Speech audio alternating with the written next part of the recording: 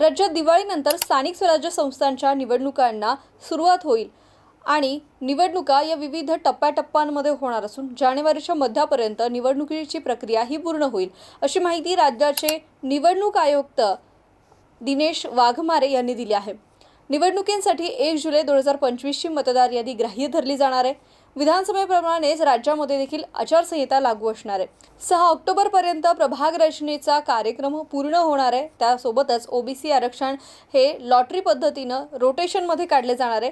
2011च्या जनगणनेनुसार एसटी आणि एनटी प्रवर्गासाठी जागा राखीव ठेवण्यात येणार आहे। त्याचबरोबर निवडणूक आयोगाला 50,000 कंट्रोल आणि 1 लाख बुलेट युनिट खर्च येणार आहे। मग आता दिवाळीनंतर केव्हाही निवडणुकींची घोषणा होऊ शकते। जानेवारीपर्यंत स्थानिक स्वराज्याची प्रक्रिया ही पूर्ण होऊन जानेवारी महिन्यामध्ये निवडणुका लागण्याची दाट शक्यता वर्तवण्यात येते।